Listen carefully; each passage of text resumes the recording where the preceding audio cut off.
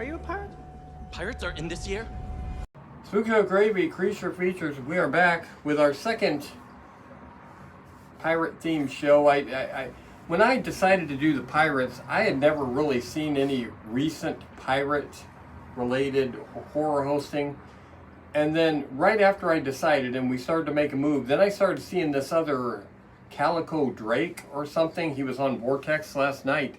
And they're pirates. And it's like I never That's seen. because pirates are in. I never seen them before until I decided to do pirates, and it's like, oh yeah, that's a real good idea.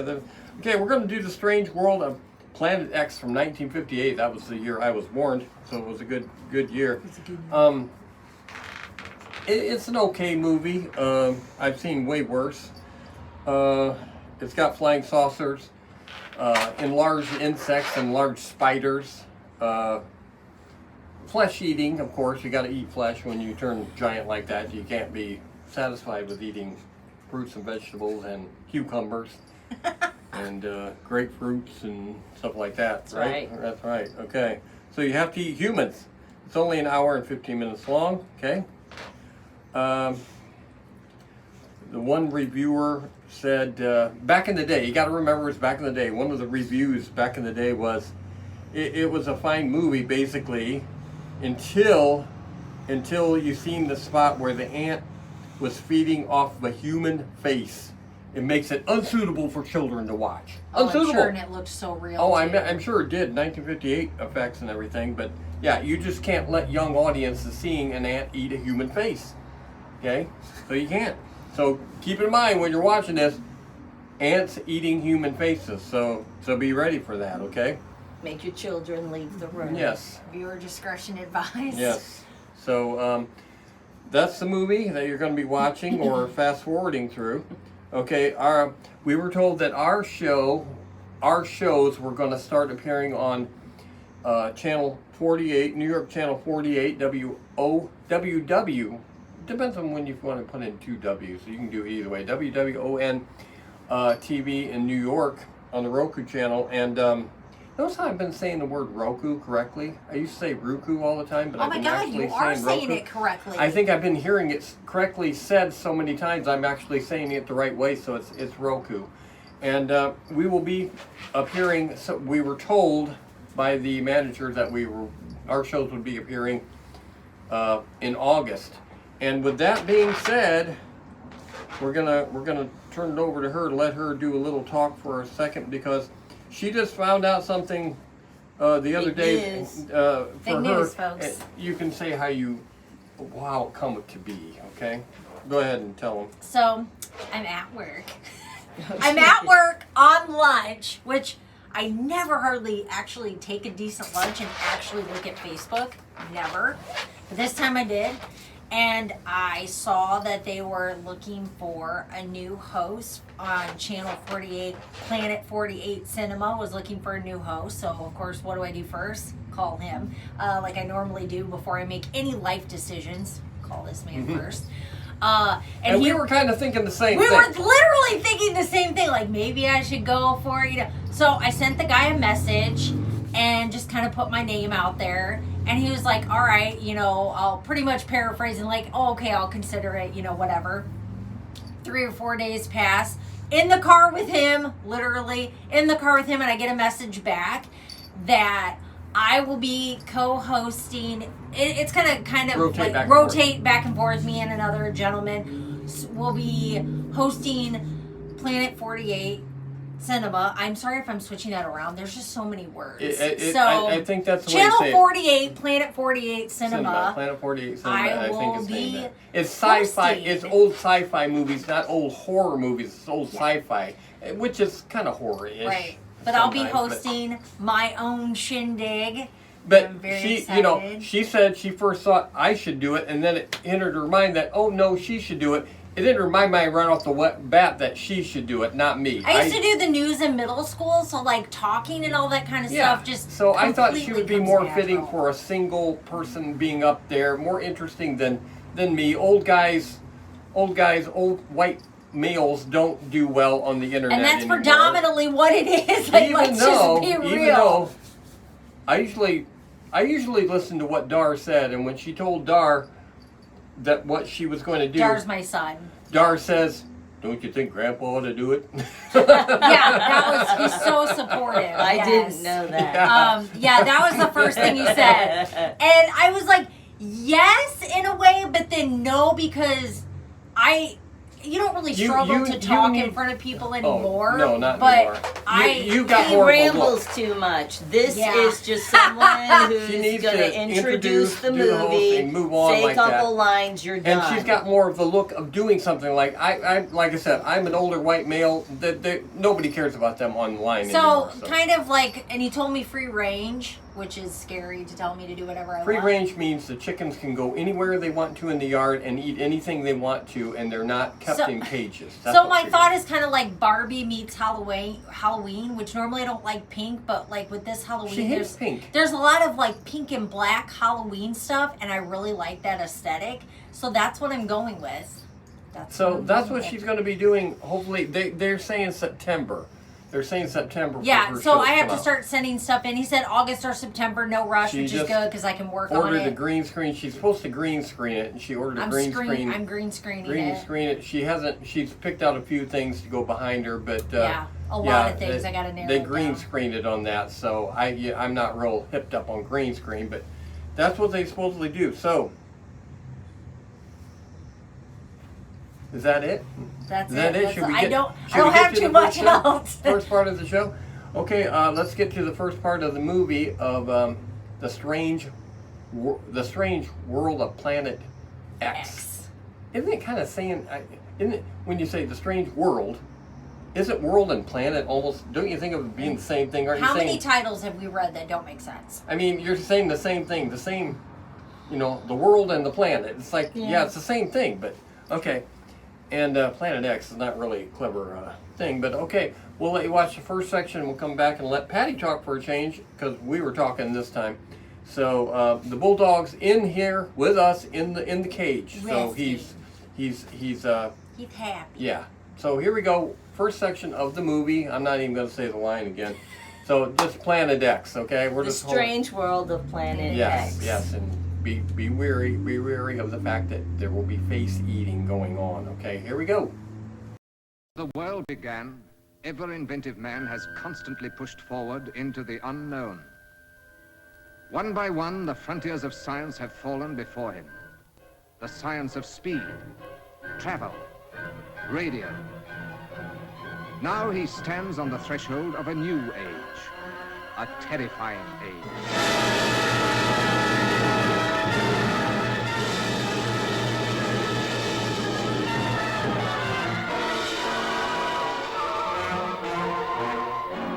Man goes forward into the unknown.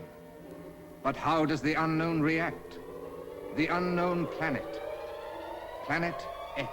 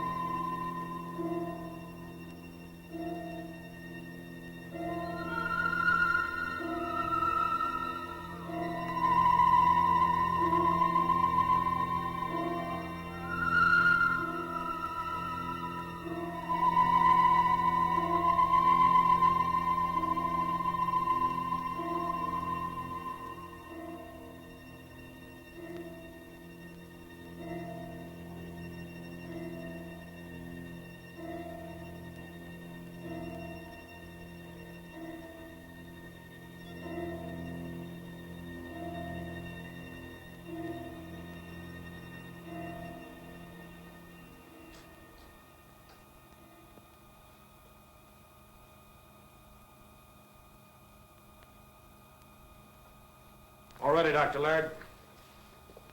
Right. Circuit A. Circuit A. Circuit B. Circuit B.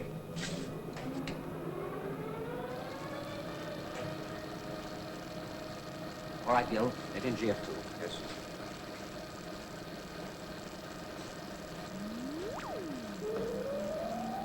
Gently. Gently. GF2 in, sir. Sayers, you fool! Get away from there! Blimey, it's going again. What happened, love? It all went white, blinding That's light. the second time this week. It ain't right. Just because they have to muck about with the current for the sake of their blooming experiments, we have to suffer. They'll bust me tube. 18 quid them new tubes cost. Who's going to pay me, I'd like to know, if my tube busts?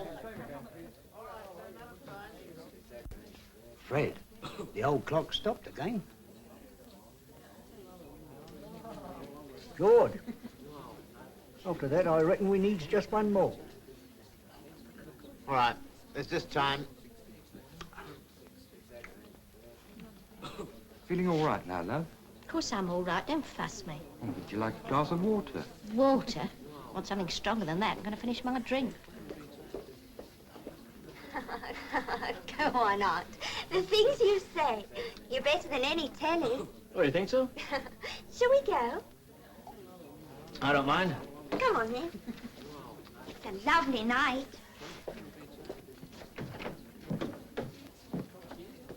Well then, George, what's the idea, eh? What's up, Billy?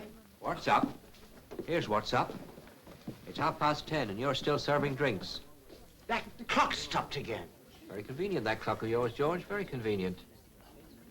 Time, gentlemen, please. Come along. You're well over time. Finish up your drinks, please.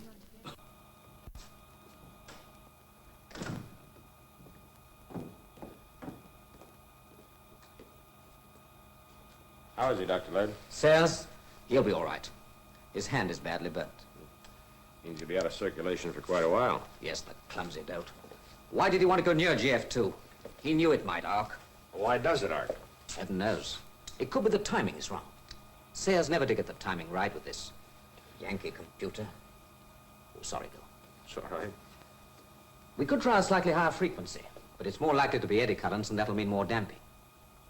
Heaven knows what that'll cost. It'll be kind of a job changing those frequencies without Sayers' help. Impossible. We'll have to wait for another operator. I'll phone Wilson in the morning. They've got to let me have somebody.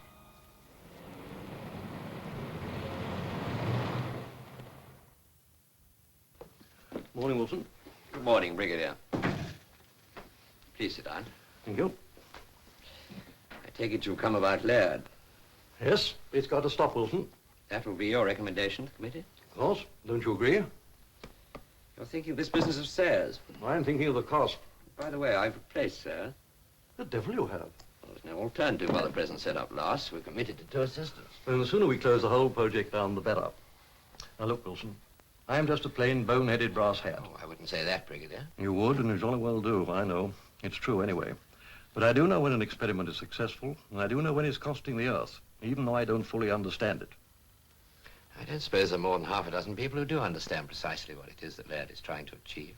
Then why on earth? As far as Laird is concerned, his work is pure research. Pure baloney. But the practical implications may well affect thinking on defense matters. That is why we are financially supporting the project. Financially supporting? Do you know how much money we've poured down that drain to date? £250,000. Can you justify that? Can Laird? Justify? Has anyone ever been able to justify pure research? At the time. Without it, no radio, no television, no radar, no guided missiles. Is Laird onto something like that? Laird is engaged on experiments which are aimed to study the changes, if any, in the nature and properties of metals, living tissues, and other materials when introduced into powerful magnetic fields. I know, I can read. Sorry. If Laird can produce a magnetic field more powerful than any that has been produced before, if he can demonstrate that important changes do occur... Has he? He's nearly bumped off Sayers and he's having trouble with his equipment. He was on the phone this morning. He's asking for more... More? Oh, this is preposterous. I'm going straight down there this morning to get to the bottom of this piece of folly. That might be a good idea, Brigadier. Well, seriously, though, Laird tells me he's already had some limited success. You might check on that. I certainly will. Oh. I promised to send him this. Perhaps you would take it. What is it? Piece of metal. An alloy such as used in aircraft. What's Laird supposed to do with that? You can tell him if you like. I'd love to. In that case, you better take this piece, too. I'd like to think that one experiment at least was some use to the country. Is this the same? Well, actually, no. I want testing on both eventually. You're going straight away? Yes, this morning. Good. We have to soften the old boy up and his new assistant. It's a woman. A woman? Yes. I can hardly wait to tell him.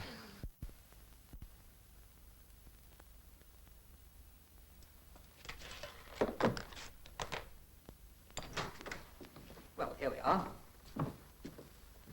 Oh, Gil, this is Brigadier Cartwright from the Ministry. How do you do, sir? How do you do? This is Gil Graham, Brigadier, my chief assistant. He's from McGill in Canada. A fine university. Thank you, sir. My other assistant was injured. We're expecting another one today. Oh, Lord, I'm sorry, I've forgotten. I was to tell you your new assistant is a woman. A woman? You must be joking. Oh, he has to be joking. I'm afraid not. There's no one else available to operate this computer of yours. But a woman, this is preposterous. This is highly skilled work. She's very highly qualified, Doctor. Yeah, I know the type. Frustrated, angular spinster, very dedicated to her calling. Without a sense of humor, bossy, and infuriatingly right every time. Sorry, I know how you feel. I'm not having this. I'll go up and see Wilson. Look, Doctor, don't you think you better show me what you brought me down here to see? Maybe you won't need an assistant soon. Very well.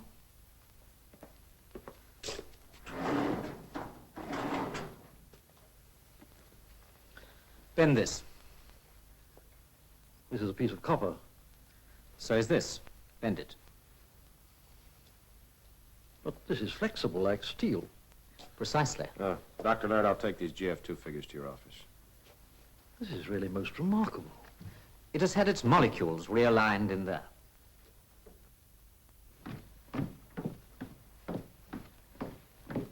Oh, I'm so sorry. I was told to come down here. Who did you want to see? Dr. Laird.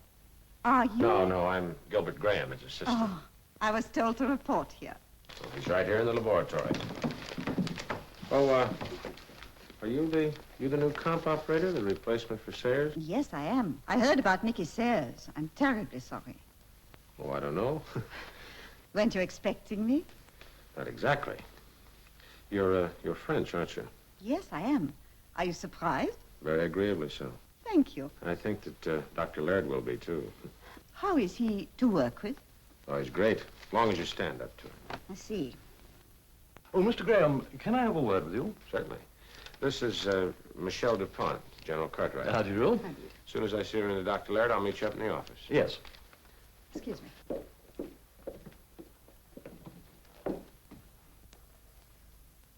This business of altering the molecular structure of metals, has he got any defense angle? Well, if the molecular structure of the alloys used in building an aircraft were to be altered, the plane would probably crash. Remember the Comet 1? Oh, yes, of course. But research of that nature into metal fatigue and all that sort of thing, that's already been carried on elsewhere. Well, not quite, sir. How do you mean? Well, our research may lead to the discovery of means to crash an enemy's aircraft. You're not suggesting, I take it, the enemy would allow us to cook his airplane alloys in that contraption of yours? Well, I don't think that'd be necessary. Let me try to explain.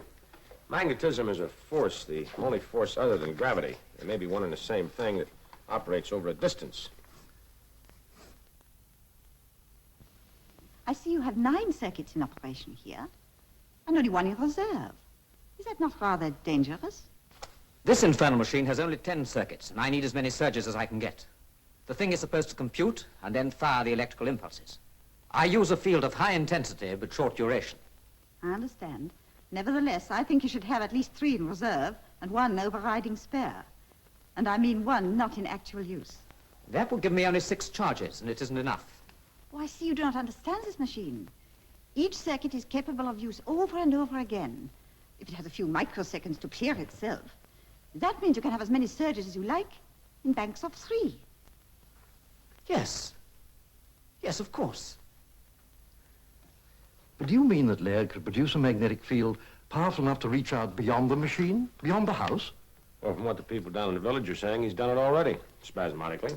But is it true? Do you think so? I don't know. Sometimes I wonder. Look here, Graham, be honest about this. It's important. Are you saying all this just to try and save the project? No, I'm not. I'm not at all sure I want to save it. Not if... Not if what? Well, there are dangers, the imponderables. Look, I've got a piece of airplane alloy here. Would Laird experiment on this, do you think? Well, if our new assistant can get the computer going, we might try it tonight. Let's go and find out. I wouldn't say anything to Dr. Laird about the effects over a distance. Not yet, anyway.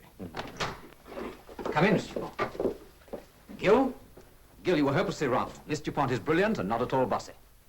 She's not a bit frustrated, and I think she's quite good-looking. Don't you? What do you think, Brigadier? Oh, I'm of your opinion, Doctor, though I know nothing about computers. She's fixed it, Gil. We've got all the power we need. For the time being. That's fine. The Brigadier would like for us to cook this tonight. And why not? You'll stay and watch us? Yes, I think I will. It should be interesting.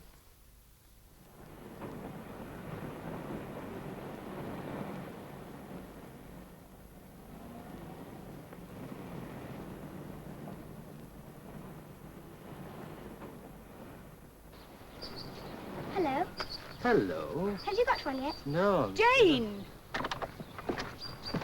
What do you mean, talking to that tramp? How dare you? He's nice. I met him in the wood yesterday. What?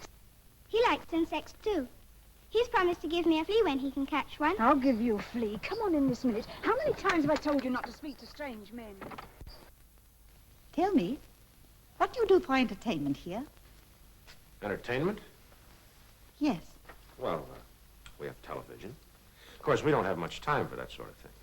Once in a while, I combine my pleasures and watch it down at the village pub.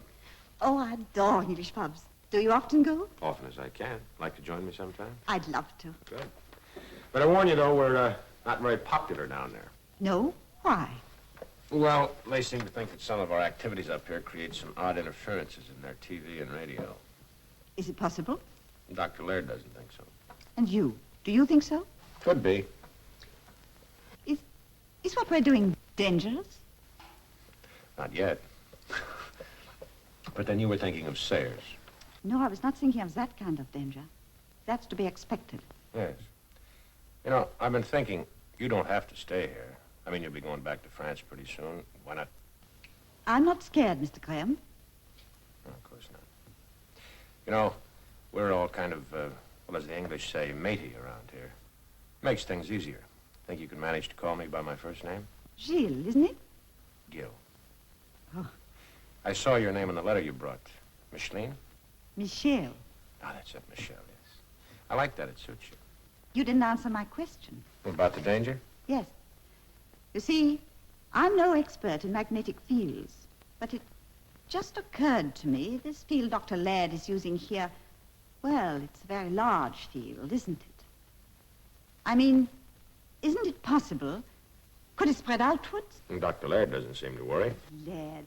You're always telling me what Laird thinks or doesn't think. I'm asking you. I think you're a very clever young woman. Mm-hmm. I see. And bossy? Oh, now, wait a minute. Frustrated? Look, Michelle, you're taking unfair advantage. I mean, after all, I didn't know you then. What I mean is, the female scientist types that I've always known were, well, shall we say, different. Mm-hmm. I'm sure. Well, I think we'll call the others. Oh, Michelle, look, your letter of introduction, what I mean is there anything besides your name? Oh, yes. Bachelor of Science. Yeah, but, And Mademoiselle. Mademoiselle. Well, that do make it nice. That's American slang. It means that do make it nice. Oh. Okay, I'm back. I took my jacket off. That's what I get to do, though. First section, I get to take my jacket off. She has to take her hat off because... Why do you have to take your hat off? Because it's big and Hat. Yeah, okay. The bulldog's looking at us now.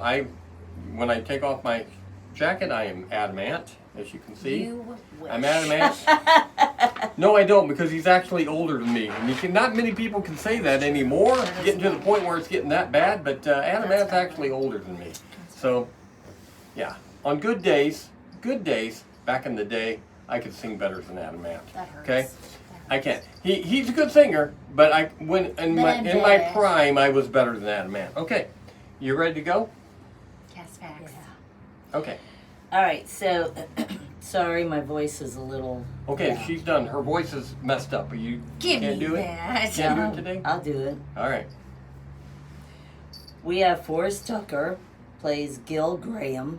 She's breaking up. She's breaking up, guys. Of course, we all know him from F Troop. And you all know F Troop. I like F Troop. It was a television series. Google it. Larry Storch. Larry Storch from, remember with the Bundys? When Yeah. she went to the Larry Storch School of of Acting? Acting. Yeah, he was like the Corporal Agar. I did not know that he was 6'5". No, I didn't know he was that tall. He yeah. seemed a little tall, but... He did have a drinking problem that affected his career later in life that caused him to lose jobs. And I did not know he was from Plainfield, Indiana. Where is that? Probably in Plainfield. I want to say lower part of the state, but don't quote me on that. If you're looking at the calendar, if you're looking at the map, I would say lower. That we're in northern. We're at the top edge. I mean, we just have to drive a couple miles, and we're in Michigan. So, yeah. I will say there was not a whole lot of information on people in this movie. Not a huge movie. Then we have Hugh Latimer, which played Jimmy Murray. The one thing I found about him, which I thought was interesting, he was also known as a toy maker. Not only an actor, but he made toys. That's cool. What kind of toys were they? I couldn't find that. Because there's some crappy I kept toys. looking. Hot Wheels. I doubt that. Then you have Dandy Nichols, which was a female. She played Mrs. Tucker. The only dandy I've ever heard of was American Horror I was Story. just about to say that. I was like, are we thinking? The rich boy. Oh, yeah. She started out her working career, she was a secretary in a London factory. She ended up taking diction classes and fencing classes. What's diction? How to speak properly. Oh. And took fencing classes. I'm still confused as how fencing classes can help you. We with kind of your always acting. wanted Dar to do that because his name was D'Artagnan. He's the sword fighter, and We do have an epi that we do. bought, but That's a practice sword, by the way, for the movie. Yes. But yeah, he never did it. But after she took those classes, she was offered a job in a theater company. Later in life, she went back to being a secretary. As we always do. Okay. And then we have Hilda Fenimore. She played Mrs. Hale. In her obituary, it said all of her jobs were friends, neighbors, mothers, and passers-by. Nobody knew her name, but they always recognized her face. Yes. Okay. That was That's it. There was Any, just not a any lot. famous insects or ants in this No. that were? No. Oh, okay. All right. Well, I guess that's it for. Oh, she almost hit my dog. Almost hit it. Yeah, He would have went crazy. He would have busted out of that cage. No. We went and walked all their dogs this morning down to the cemetery. Oh, they walked the three, us.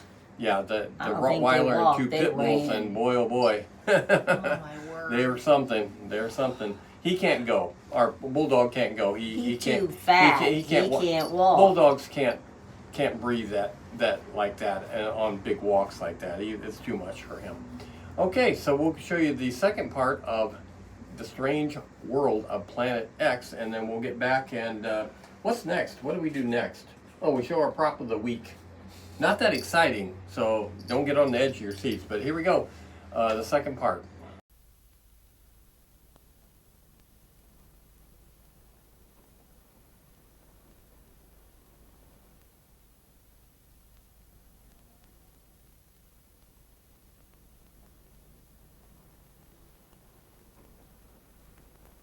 Well, Doctor, I'd like to get back tonight. Do you think we could start? Certainly, if that remarkable young lady has finished her work. Shall we go down?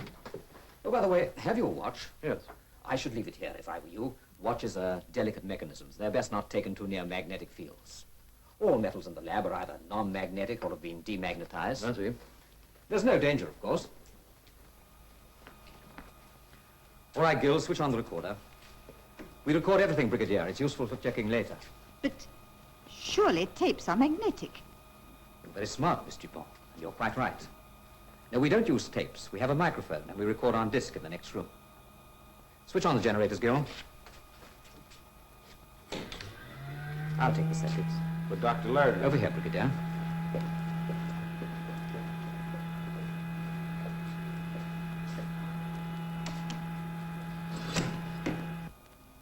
Do sit down, Brigadier. Thank you.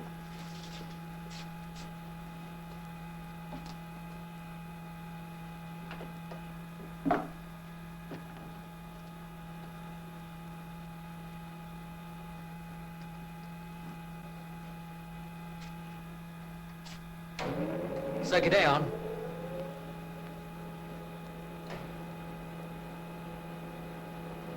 Computer? Computer on. Circuit B on.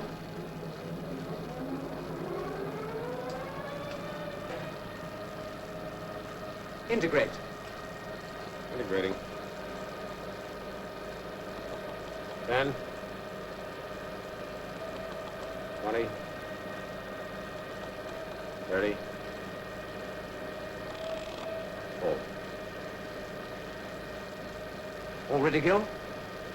All set, sir. Right. Steady now. GF2.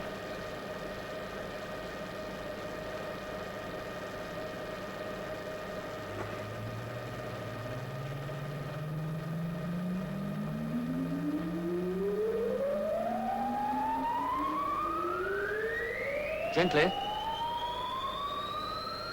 Gently. GF2 over.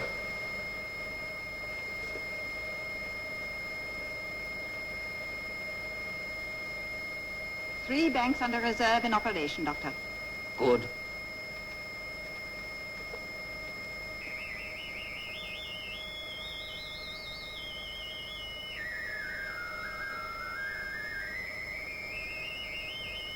Switching off power! Look out, Michelle!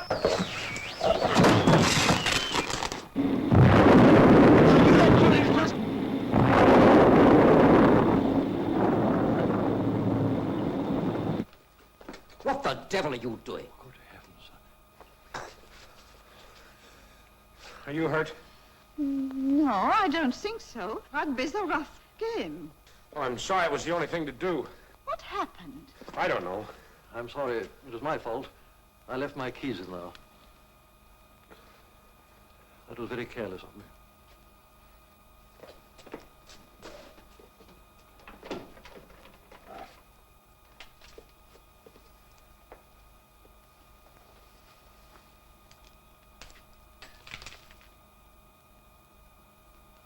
You seem to have been successful, Doctor.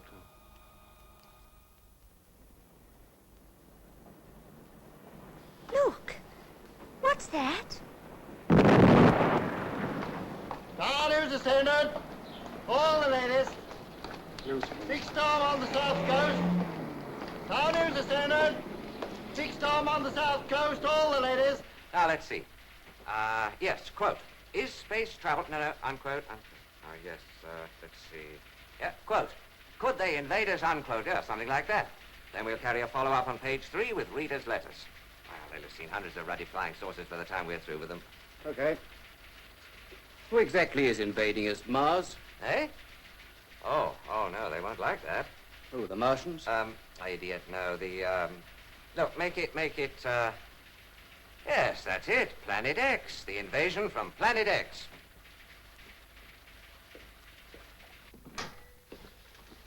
Well, that was some of your volte-face, if you don't mind my saying so.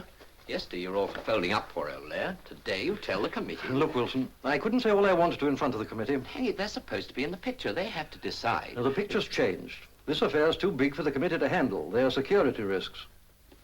I'm afraid I don't quite follow. You showed us the alloy, and I'll admit it was most impressive, but we knew something of this before. I showed you in the committee one piece of alloy, the piece Laird put into his apparatus. Now, this is the other piece you gave me. Look. Now, that remained in this case during the whole experiment. It, and the case, and the hook it is hanging from, ended up by flying right across the laboratory and almost injuring the new assistant. Not another one. Oh, she's all right, thanks to Gil Graham. But don't you see, this wasn't in the confounded witch's cauldron. I see. Do you? Look at this. That fell off the TV aerial on Laird's roof. It's a different alloy, but it's gone the same way as the rest. At least 30 feet away from the apparatus. You know what you're saying, don't you? Yes. Action at a distance, the militarist's dream. Look, Wilson, from now on, this is top security. All right. We'd better call in Jimmy Murray in that case. Yes, I think we'd better.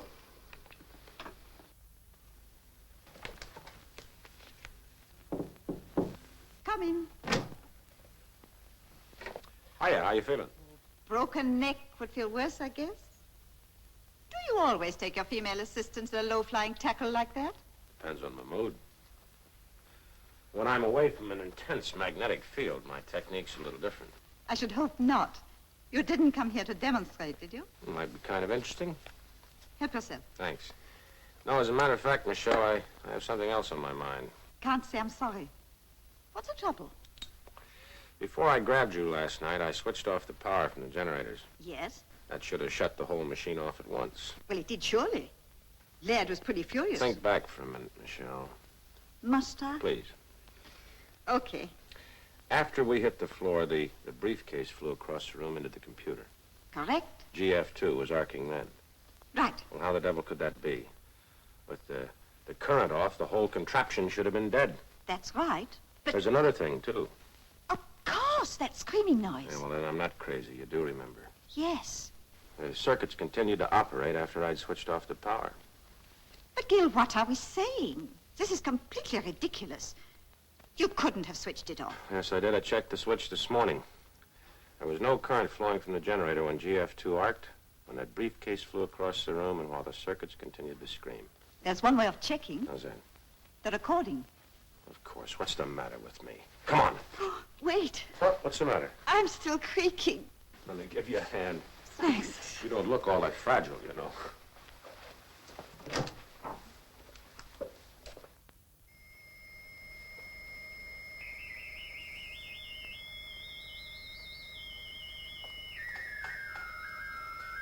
This is the bit. Listen. Switching off power! Look out, Michelle! Well, Gil, what does it mean? I don't know. That apparatus was receiving power from someplace, somehow. The storm, maybe. No, that's absurd. Not very likely. Gil, I'm scared. Yeah, well, so am I, Michelle.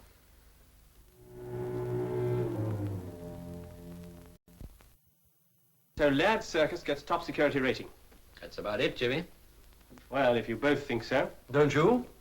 Frankly, Brigadier, I just don't register yet. What you've been telling me sounds well. I know. But you must take my word for it at the moment. Okay. But what with you and Laird, freak storms and the press going to town about flying saucers and invasions from Planet X, I'm beginning to feel like Dan Dare. Am I likely to meet a little green horrors with eyes on the ends of their whiskers? I don't think that at all likely. Though you may meet some characters with snow on the boots, if you know what I mean. Yes, I know. And you know we've had a call from Air Force Security saying that 3 of their radar stations report sighting some unidentified object. Do you think there's any connection between this and Laird's work? I don't know. I just don't know. But we must take every possible precaution. You and Wilson travel down separately. Okay.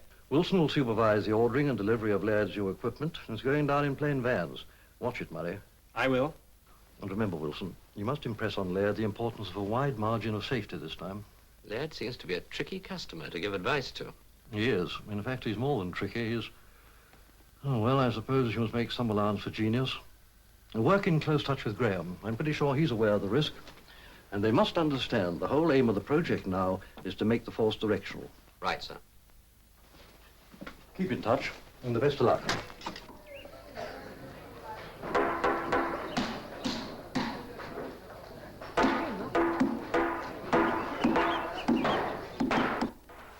I hope that fence will work. It's costing enough. Yeah, it should. Form an anti-magnetic screen. Particularly ugly one. There ought to be a law about corrugated iron. Another lorry load of gubbins arriving. You know, this is getting a bit ridiculous. Besides, creating a condenser to make it look like a sideboard is darned expensive. I better go down and check it in. Right. Oh, Gerald, when you're finished, I'd like to have a private word with you. Okay, I'll be back. Right.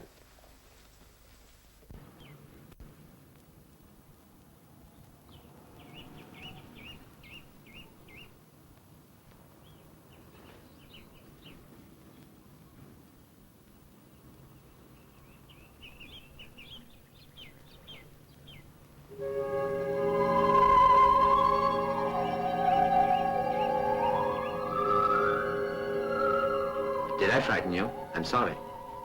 I'm not frightened. I was just going home anyway. I don't know you. What's your name? Smith. Smith? We've got a teacher at school called Smith. Are you her husband? No. Good. I hate her. She threw my bugs away. Bugs? She called them insects, of course. She's very stupid. And weren't they insects? Some were. You see, all insects are bugs, but all bugs are not insects. And is that what you were doing just now? Collecting bugs? What were you doing? Oh, nothing. At least, I was just trying to find my way. My goodness. Are you lost? Yes. Fancy getting lost in Briarley Woods? Is this Briarley Woods? Of course it is. Everyone knows that. Are you a foreigner? You look like one. You've got funny whiskers. Yes, I suppose I am. At least I came here from a long way off. What's so funny about my whiskers anyway? I haven't seen anyone else with funny whiskers like that. Well, perhaps I'd better shave them off then. I don't want to look funny or different from anybody else.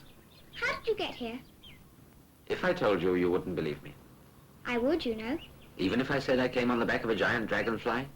Oh, no. There aren't any giant dragonflies. There are where I come from. There aren't any giant dragonflies anywhere. What about on the moon, then? Oh, well, if you come from the moon, that's different. Where are you staying? I don't know. As a matter of fact, I'm looking for somewhere to stay. I expect we could have put you up at our house. Only there's a new lodger coming today. I don't think I shall like her. Her name's Forsyth, and she's going to be the new teacher at our school. Is there anywhere else round here I may be able to stay? I don't suppose they'd put you up. They're very narrow-minded. Oh, of course. Are there any big places round here, you know, factories, workshops, anything like that? Nothing like that. Only Dr. Laird's house, of course. But it's no good going there. He's a mad inventor. And what does he invent? It's a secret. No one knows. Well, I must go home. Why is Dr. Laird mad? Almost every night he switches on his machine and busts up all the television sets. Where does he live? It's no good. He won't take lodgers. You can see his house from the top of the hill. Goodbye. Goodbye.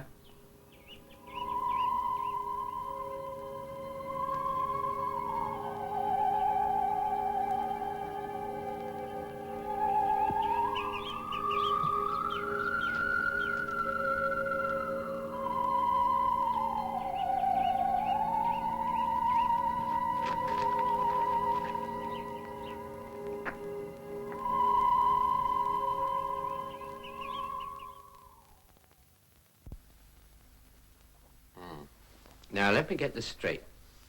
What you're trying to tell me, as I see it, is that this fearsome contraption of yours went on working after you'd cut off the current. Is that it? That's it.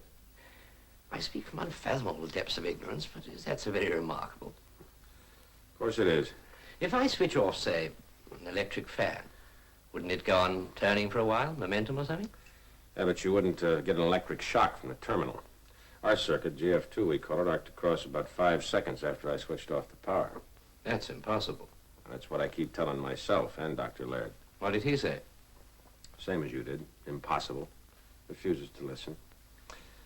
There's more to it than that, too, Gerald. You know, I'm not the brains of this joint, but I've been figuring a few things out during the past 10 days. That apparatus was building up a field far in excess of anything that we could have reasonably expected from the power we were feeding into it. Personally, I think you're all getting slightly neurotic over this business. Did you say you had a recording of the session? That's right. You ought to hear it.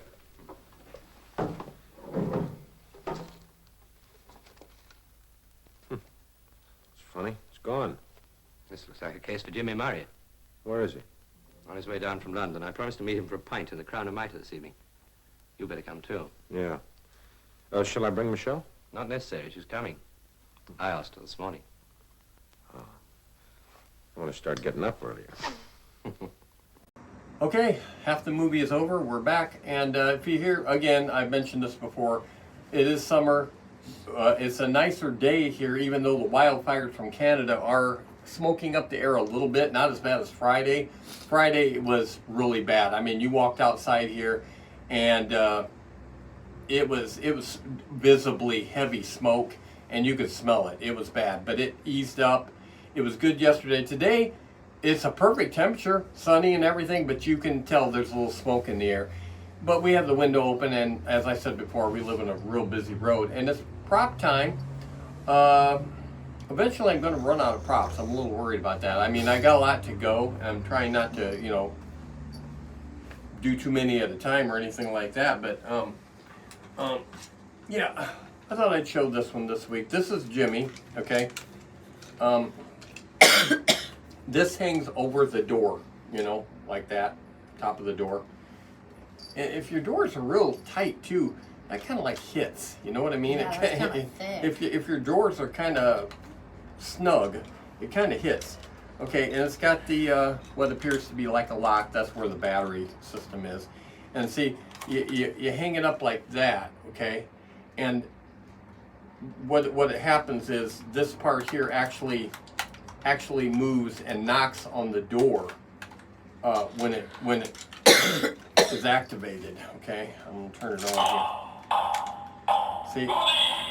See how it actually moves. So it would actually knock on the door. Would be here. See, and it would actually knock on the door.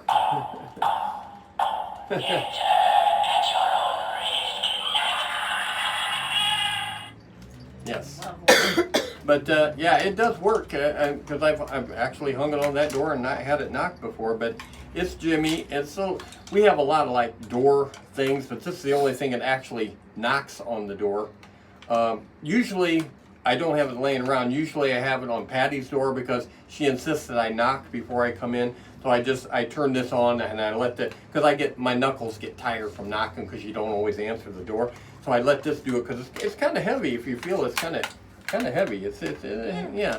So see, I'm really bad to just walk in the bathroom, which you should not walk in the bathroom when people are in the bathroom and the door's shut.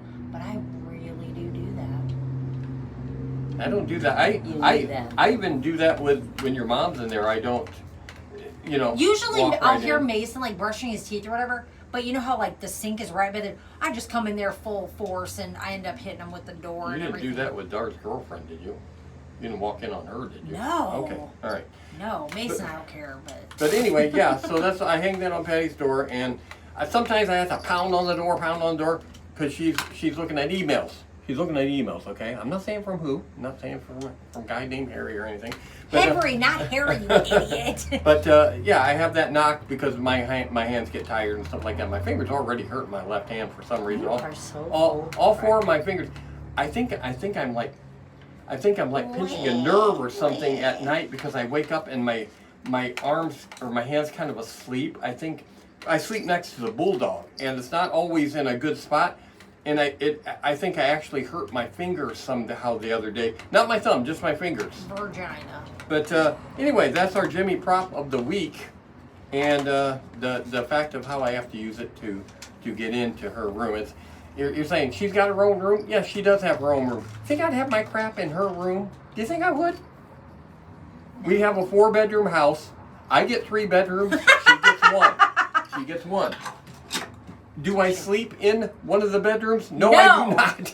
I sleep in the living room with the bulldog. Okay, this is too much personal information. These people don't care. Here's the thing. The dog needs to see him. That's his yeah, buddy. he can't let me leave the room. I sleep in a room on a bed. It's covered with dogs, and half the time we end up on the floor. So, I mean, floor, couch, what's the difference? I'm sure everybody has their own dog sleeping stories that they could tell. There's times where Mason has made a makeshift bed on the floor, and I've woken away. Yes, yeah, to get I've away. Woken up, and it's me, Nala, and Zeke on the bed. And their dogs are way bigger than. Oh God, they're. I mean, our dog's big, but their dogs are taller. Huge, take up way more space. So anyway, so she does have her own room. She has her exercise equipment in there and everything too. She's got the master bedroom too. Yeah. Her bedroom is the biggest bedroom by 1 foot.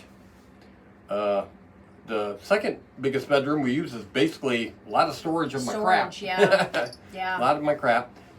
We consider this the third bedroom that we're in right now. Yeah, This is the third bedroom. That's its title. Yeah, we have the bedrooms are all numbered. This has always been number 3. Well, number 2 was always Dar's room. My Dar's room room is or 1. Dar. No, it's not. Oh, Dar's room's 1. Hers is 2. It's No. in order. No, you have Mom's room. That's what we called it. Mom's room, me and Dar's room, third bedroom, and then the storage room. Yeah, but if no you do titles. 1, 2, 3, it's Nobody Dar's did 1, 2, 3. 2, Okay, 3. let's And move then on fourth to the bedroom. third section of the movie. Okay, here we go. Yeah, you already watched the first half. Okay, and we'll come back and what are we doing? The movie. Yes, movie of the week. Okay, here we go. Planet X. Yeah, we'll just call it that.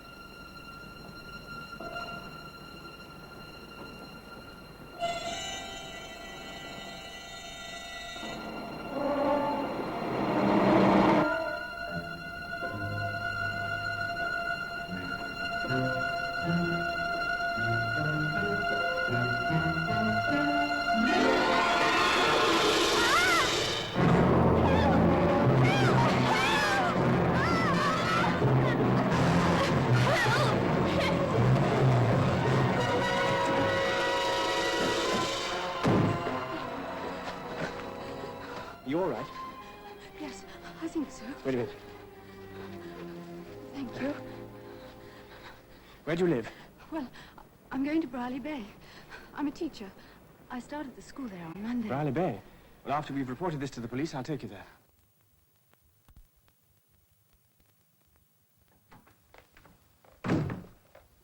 Please sit down, Miss Murray. Thank you, Inspector. We're taking a statement from Miss Forsyth now. I understand you're taking her on to her lodgings at Briley Bay. Yes, I'm staying there myself at Dr. Laird's establishment. Inspector, what are you going to do about this man? Well, we'll comb the woods, of course. But first, let me ask you a question. Do. I don't say I shall be able to reply. I know you security chaps. But this is important. You see, a man has been seen in the woods, and it's been reported that he has a large burn mark on his face. Tell me, has Laird been using radioactive materials? I can tell you that, Inspector. The answer is no. Definitely no. Thank you, sir. Well, we'll have to try another line of approach. Come in. Miss Forsyth's ready now, sir.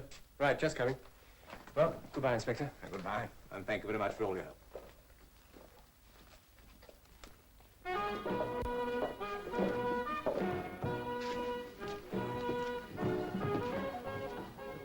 What about another drink?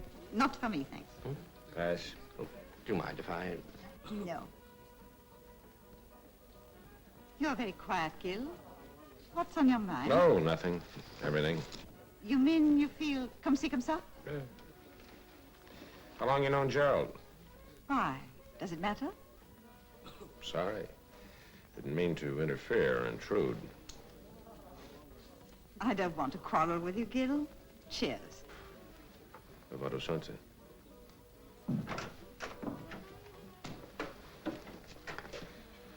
You know where that man Murray is? He was supposed to meet us here. What do you have, sir? What's that? Oh, Bob's. Mild and bitter. I'll have that. Certainly. That elfin music you hear comes from a proper band. At last. Sorry I'm late. Okay. Meet Michel Dupont and Gil Graham. How do you do? Oh, yeah? What's the trouble? Things have been happening. There's a maniac at large in the woods. A what? Maniac? Oh, there you are. Nice of you to take me dancing. What are all the pretty girls going to do now they haven't got Jean Kelly to dance with? Nurse their perishing combs? I haven't been long. Oh, no. You were going to get me a drink half an hour ago. I thought you were going to have a nice cup of tea. Tea? Get me a glass of nourishing stout. All right, love. Evening out. How you doing, Mrs. Packer? How you doing, Mr. Graham? Oh, hello, Art. Where's Jillian? Isn't she here? I haven't seen her. Well, you see, I was supposed to be working late tonight, and, well, she said she'd meet me here. You are. That's women for you. Can't let them out of your sight. Never mind, I'll have a drink. I expect Gillian's had to wait till her dad's got home. Mrs. Betts hasn't been too well lately. No, I think I'll stroll down the lane and see if I can meet her.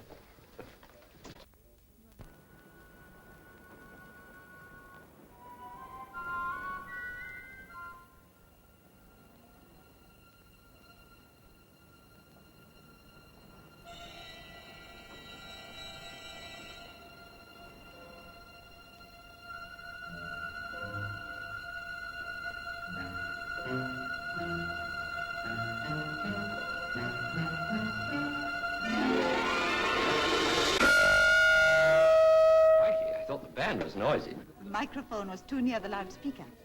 A syndrome. That's it. That's what was the matter. We had a syndrome in the magnetic field. You all right, old boy? What the dickens are you babbling about? You understand, don't you, Michelle? Yes, I believe I do. Would you mind explaining? You know, you've both gone crazy. Did you hear that screech from the loudspeaker? I'm not deaf. Yeah, well, look. The microphone was too near to the speaker. The sound goes in, it comes out louder. Back into the microphone and around and out louder still, and so on and so on. It's called a syndrome. You mean a sort of vicious circle? That's right. And if you don't put a stop to it, it keeps piling up until the amplifier or some part of the circuit goes bust. I get it. But why all the Have dramatics? you got your car here? Yes, why? I want to get back to the lab. What, now? I've got to see Dr. Laird right away. You do understand, don't you, Michelle? Yes, I do. I think you ought to go. But can't you tell us what all the excitement's about? I'll try and explain. You must go. You'll be all right, won't you? Of course. Come on, let's go. Gerald, I'm sorry, but this is important. Gil, I hope you know what you're talking about. So do I. Let's be practical, my boy. You make an excellent theoretical case for the build-up in the field being syndromic. But where exactly in the circuit does the phenomenon occur? As I see it, it's between these two circuits. You have a first-class brain, Gil. It's a pity that you allow your imagination to run away with you. Meaning what? Meaning that in the first place, you have reached the correct conclusion from the wrong premise. Well, I don't understand. Secondly, that you are allowing the self-evident fact to scare you. You were driven to your clever piece of reasoning by worrying about a lot of silly tittle-tattle. Freak storms and the like. Haven't you considered the possibility that we might have caused some of the things which took place that night? I never consider anything which might interfere with my research. Seems rather short-sighted, doesn't it? If one always stopped to calculate the risks, there would be no research. But you think I'm right about the syndrome. I know you're right. I reached the same conclusion over a week ago. Well, but you said nothing to Because I knew you would be all for delay. Well, wouldn't that be the wiser course, Dr. Laird? I don't think so. We have accidentally stumbled upon the secret of producing an enormously more powerful magnetic field than we had ever hoped for. We have saved ourselves years of work, and you want to throw those years away. No, I don't want to do that. I just feel that we ought to proceed with the utmost caution. We have new equipment, more powerful generators, but the same circuits. We have taken great precautions. The iron fence, for instance, the direction field, better insulation, and the screening between the terminals of GF2. Yes, well, as I see it, the screening of the GF2 terminals is the main danger. It's like putting a 6-inch nail across a 5-amp house fuse. Perhaps you would allow me to be the best judge of that. I've been engaged in this work all my life. Well, I'm sorry. I didn't mean to sound impertinent. Not impertinent, just frightened. And a frightened assistant is no good to me. If you would care to terminate your appointment here. Of course not. I wouldn't think of deserting you at this stage of the game in any case. Please do not allow questions of personal loyalty to affect you. Under the circumstances, I wouldn't. I was thinking more of the complicated operation of the apparatus. It's not so complicated now, you know. It would be possible for only one person to operate. Yes, sir.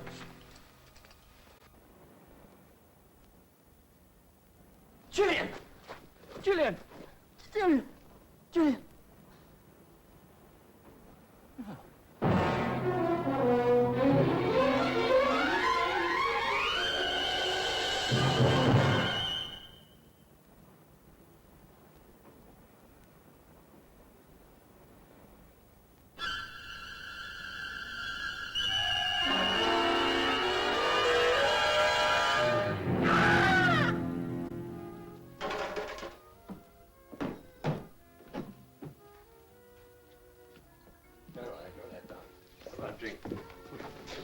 Oh, is the bar closed? Yes, sir.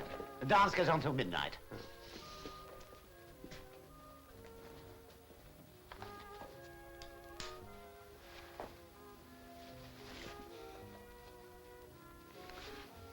getting very late. Is it that I'm positively repulsive, or could there be someone else? I'm afraid there is. I'm sorry. I just realized it now. Gil? Please, let's go. Lucky devil.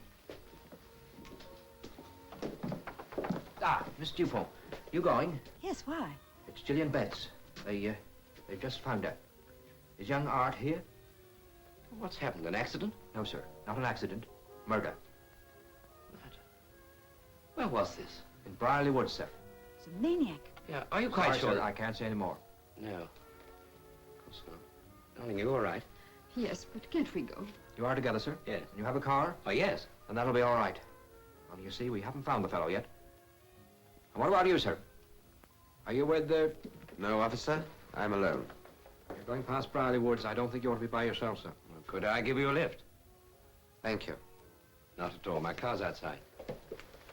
Good night, miss. Good night, sir. Good night. I'll warn the others upstairs. Right.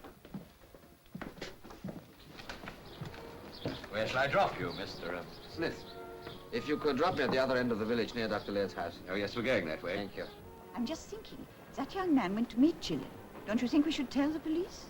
Yes, of course. I'll go back in and tell him. Will you forgive me if I take this opportunity of speaking to you? What is it? I overheard what Mr. Graham said tonight about syndromes. Well, You see, I understand something of your work. how much? Who are you anyway? That is not important. I must speak to you and Mr. Graham as soon as possible. It will have to be tomorrow after we've finished our work at the lab. Very well. Shall we say here at 6 o'clock? All right.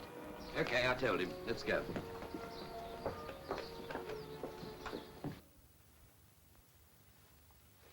Did he give you any clue as to why he wanted to meet you and Gil? Not really, but he seemed to know a lot about our work. You didn't tell him anything. Of course not, Jimmy. I'm not that stupid. Well, I don't like it. I just don't like it. Who is this chap Smith? Know anything about him, Gerald? Not a thing. Gil? I saw him for the first time tonight at the dance. Gerald, when you took him in the car tonight, did he say where he lived? No, he just told me to drop him near here. Yes, he said it was okay to drop him here. That's right. He must be staying in the village. Well, that should make it easy for us to keep tabs on him. Gil, Michelle, you must meet him tomorrow evening, as arranged. What's the drill? See if he tries to pump you about Laird's work. Find out all you can. Right. How did Laird react to your inspiration, Gil? Well, the syndrome? He guessed it already. No, that's tough. Is he going to foul things up? Nope. He's pressing on regardless. You're worried, aren't you? I am. I'm in a bit of a fix. I don't like to go behind the old man's back. I think we're moving along a little too fast. That apparatus is ready to work, but nobody knows for sure what it'll do. Doesn't Laird know? You try asking him. I almost got sacked tonight. Oh, no, Gil. Would you like me to contact Cartwright? Well, I think we should in any case. But he better not come here, not with Laird in his present mood. I agree. Well, then. Or police headquarters. Poor old Inspector Burns ought to be put more in the picture. We may need his help yet. Just you said, Jimmy. I'll phone Cartwright in the morning. I'll meet him at the station in the car. Well, if there's nothing else, I'm for bed. Would you mind? Oh, yes. Coming, Jimmy? Hmm? Oh, yes. I'll see you two before you meet Smith. Good night. Right, good night. Good night.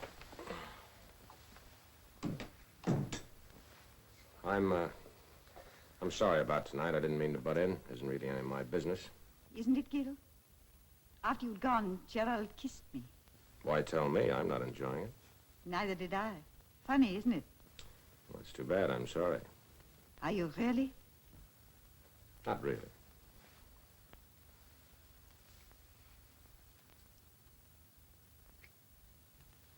I enjoyed that. So did I.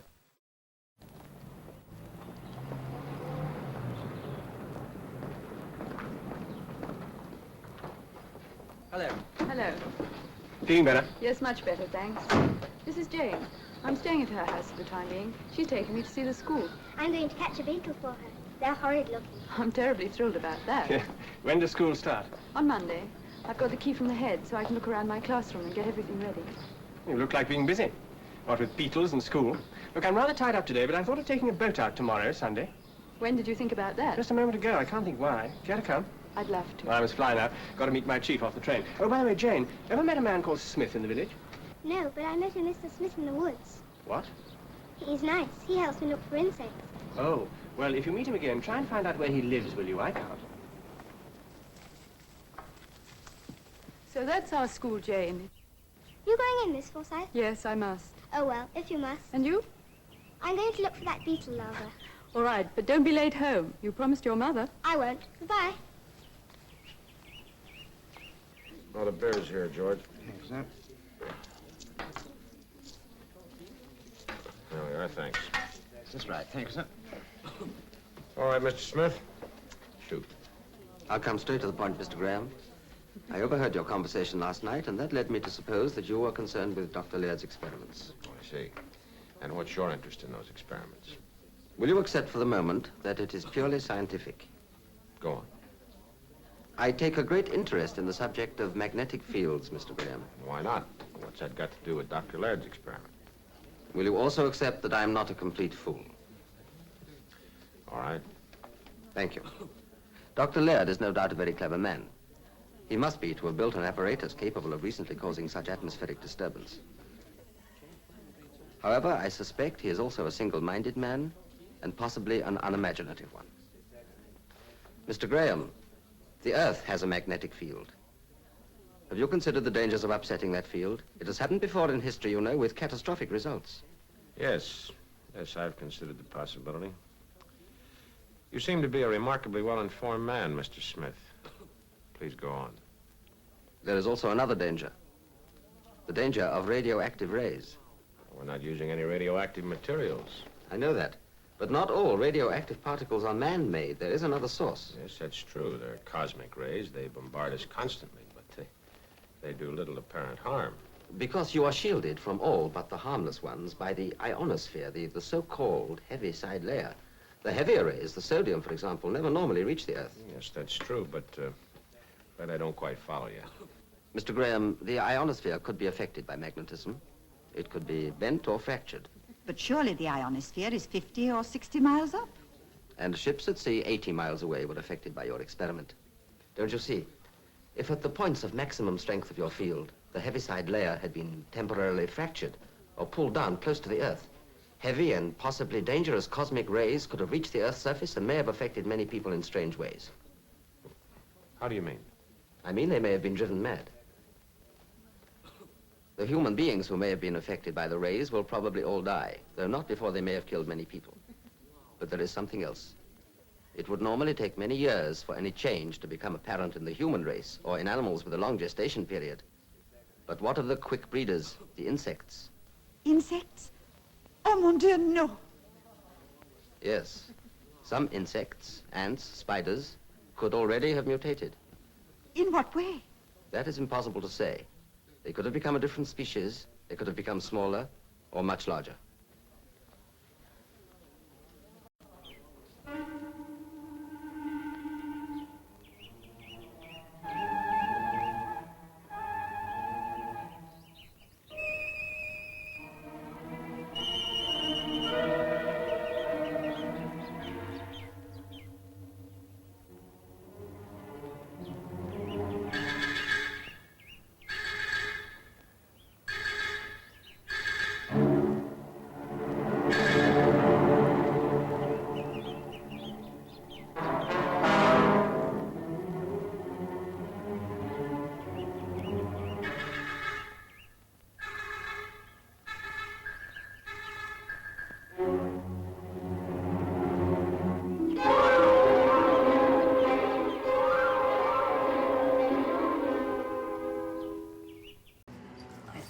Okay, we're back. Movie of the week is, I can't let Deza hold something too because I only got one thing to hold.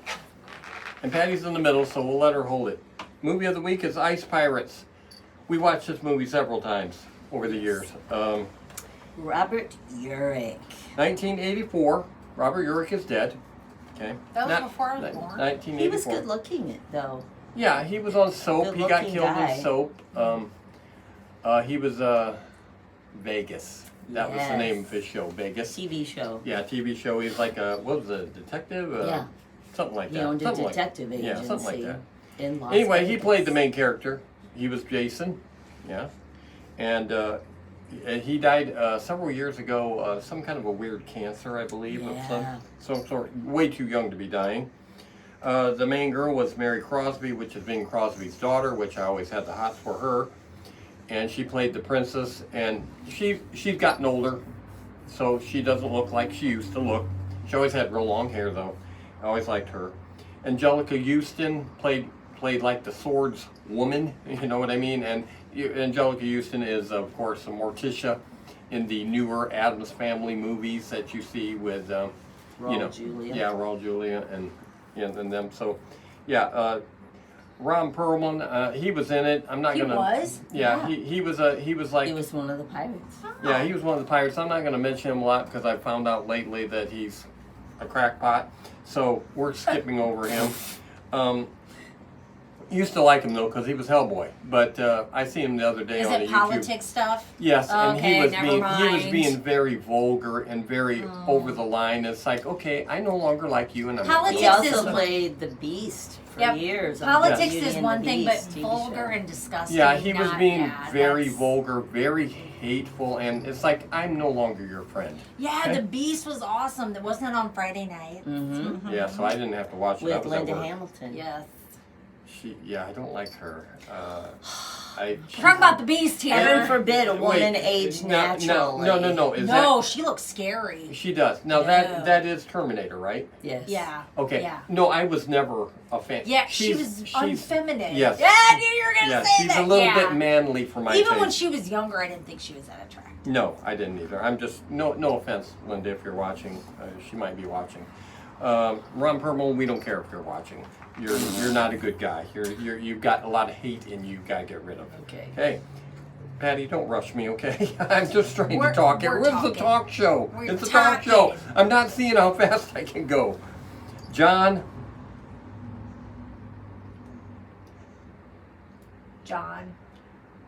Matuzak. I always say it the wrong way. Matuzak? Yeah, John Matuzak. He was Killjoy. He was one of the big pirates, and he also like got dressed up in the pretend robot type thing that was, but he wasn't really. He most people know him as being South on the Goonies. He played the deformed guy on the Goonies. Oh. Yeah, that was him. The big Fun bearded facts. guy. He died at age 38. Okay. What? Yeah.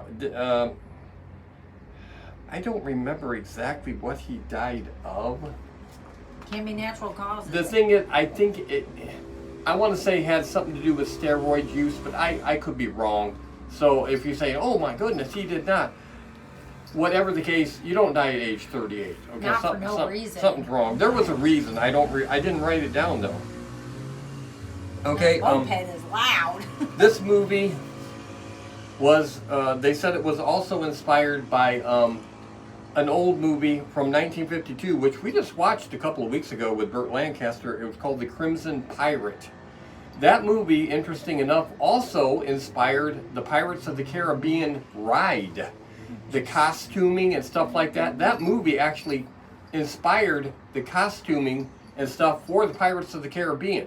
Now, the movies, Pirates of the Caribbean, aren't exactly taken from that, but that whole inspiration of that pirate, because it was serious, but yet it was lighthearted at the same time. So, and it's a rental. Yes, you have to rent that. 1952, you still have to rent it. Yeah, unbelievable. But so Ice Pirates. I just remember the one scene where they're taking the guy's genitals. Yeah, they And have she to make stopped it from happening. Yeah, they have to make them eunuchs, and they got the clown Eunuchs, thing. yeah, Yes. that's what it was. Yes, because they've been That bad is and literally the only scene I remember. Yeah. Oh, the bar fight scene? I can't What remember. did you just call it? Eunuchs? It's eunuchs. Eunuchs. Eunuchs. See, I didn't even know what it was called. Yeah, not Munich. And the Munich's bar place. fight scene or whatever. Eunuch is in Germany. With Angelica Houston Yeah, cutting off the guy's head and yeah, that's all I remember feeling. too. Yeah, I don't know if you're feeling better, feeling. Yeah, that's the And only- then his it's been a head while. slides off, and he's Yeah, it's got been a his head while, cut but off. those are the two things. I But they remember. were real cocky and thinking they were going to beat her, and then she cut his head off, and yeah. And of course, let's see. Let's see, was it another part that? Yeah, I did like the very end when they were going through that time warp, and everybody was aging super quick, and you would see everybody aging and getting real old, and by the and Mary Crosby's hair got so long she was like stepping on it and everything. It was gray and thick and everything. But they got through the time warp and everything got back to normal and everybody was okay. And the other ship that was going through it just a little bit off didn't make it through it and like was dead, disappeared, you know. But they got through it just in time. And ice pirates is all based on the fact that in the future there's not enough water. Why? Because the data centers are taking all. I was so waiting for that. I was. Dart and all his friends, the data centers are taking all the water, so we have to go to a planet where there's ice, and we get big giant chunks of ice on ships. Maybe I should be like, Bryce, you should watch this movie. Yes, yes. Data centers are an issue with water, and they need to think out better where the placement of these data centers are.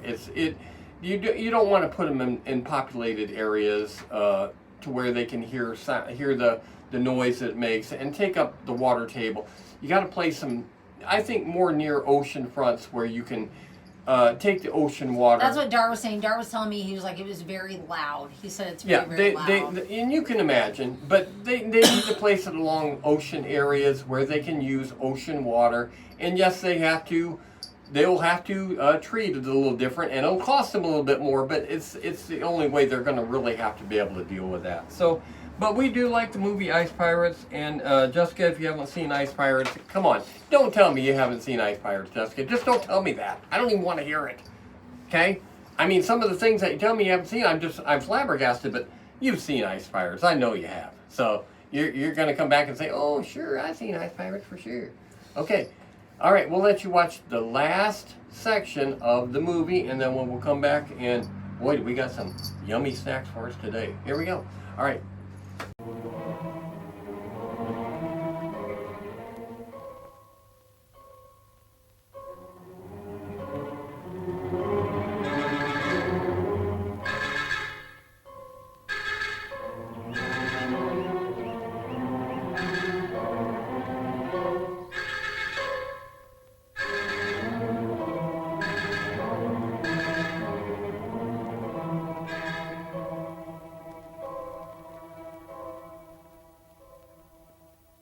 Look, some of my colleagues are in a conference now at the police station.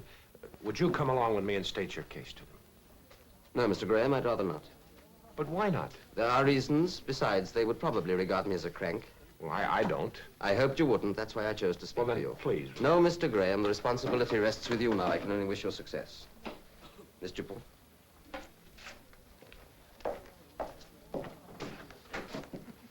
Well, Gil, what do you think? I think you may be right, Michelle.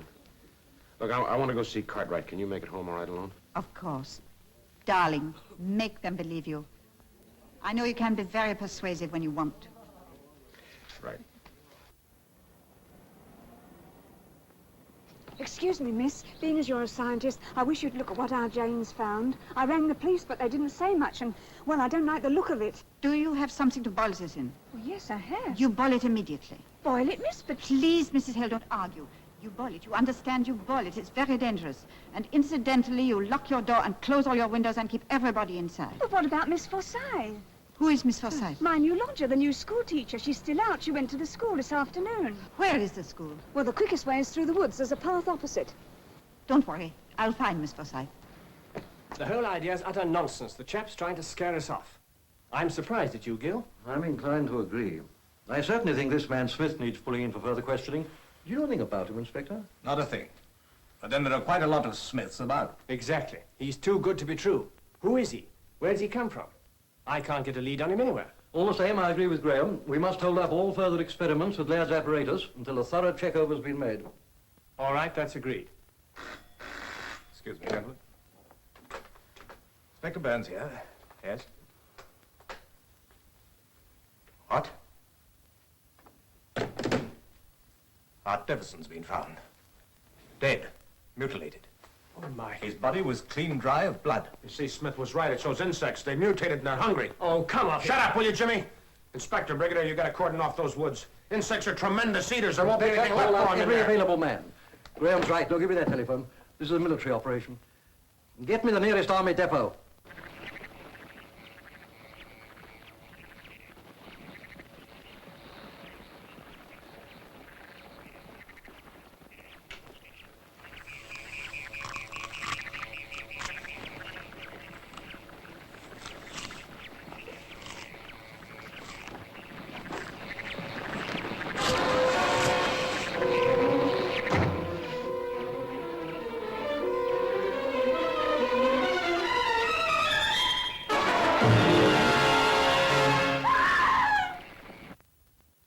Riley Woods.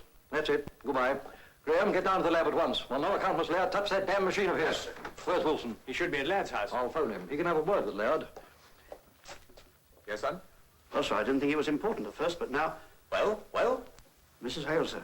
She rang up to say her daughter had found a whopping great egg. What was that? An egg, sir. Who said that? Mrs. Hale, sir, and she said that her lodger, a Miss Forsyth, was out late. Oh, no. Does she know where she went? She was at the village school, sir.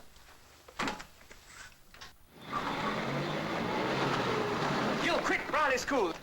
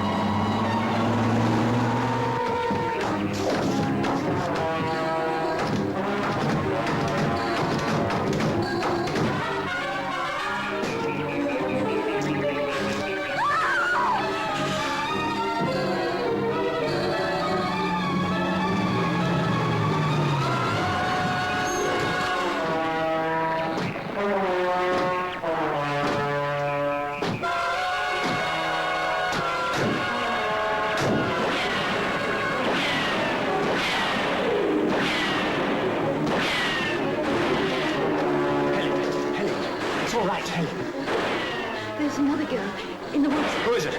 From Dr. Laird's assistant. Michelle! Gil, come back.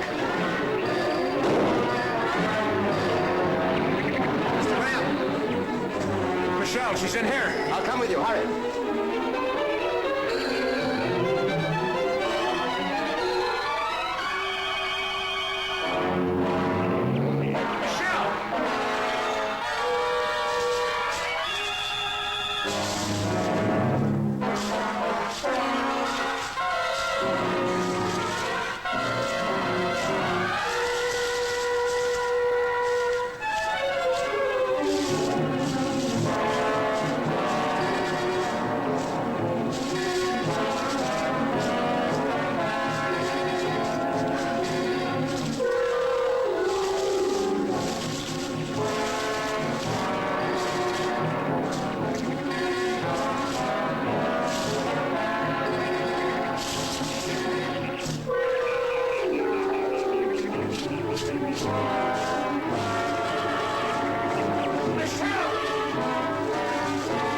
Wait! What do you mean, wait? Leave this to me.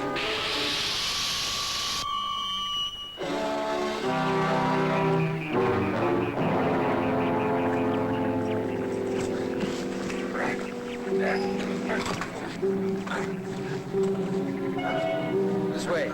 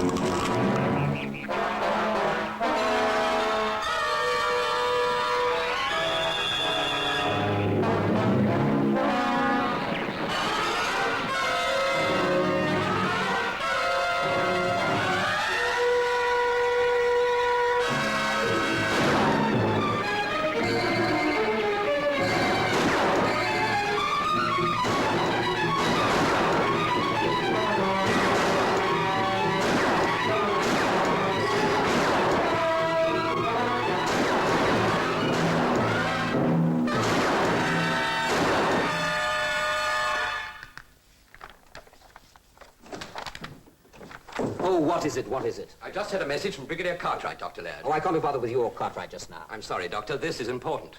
So is this. Much more important than anything Cartwright has to gossip about. And I'm nearly ready for testing. It's about that. You mustn't operate the machine. I mustn't operate my own apparatus. Did you say that? I'm afraid I did. Some entirely new factors have arisen which make it imperative that all testing should be indefinitely delayed. Indefinitely delayed. How easily Whitehall bureaucrats betray red tape fetters. Indefinitely delayed. There will be no delay, Mr. Wilson. I alone am competent to decide when this apparatus shall be tested. Not some two-penny brass hat or upstart civil servant. Now get out! Dr. Laird, don't be ridiculous. Put that gun down. You're behaving like a madman. Nobody wants to interfere. Get out! If you say another word, I'll shoot you. Do you understand? I'll shoot you. Please listen. This apparatus has cost lives. It is dangerous.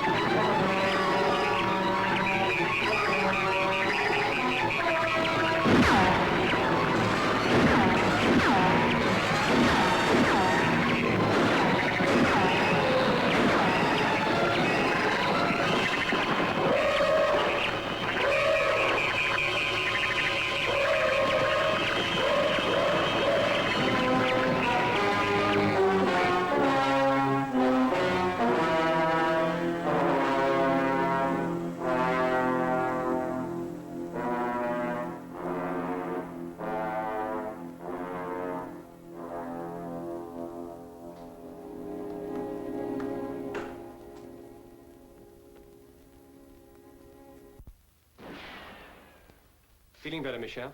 You're going to be all right, Michelle. Well? I think we've covered this section of the woods, Mr. Murray. I wouldn't like that job again. Any casualties? It's a good job we acted when we did. The woods were thick with eggs. Another few days and we'd... Yes, all right. There's to be no relaxing. Keep patrolling all night, and tomorrow we'll have a thorough comb out. You better report to Brigadier Cartwright straight away. Right, sir. Good Lord. To think we have to do this in every wood in the country.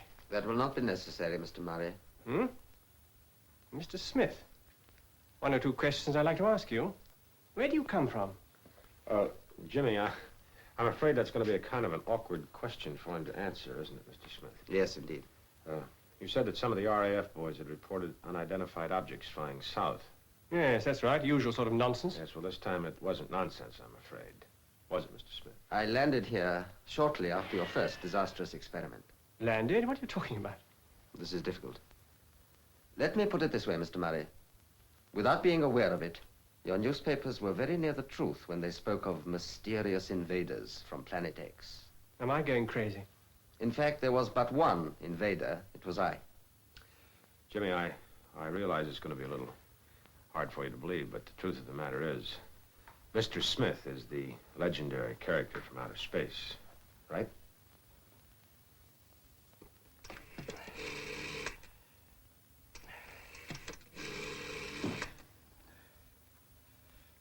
Get me Brigadier Cartwright.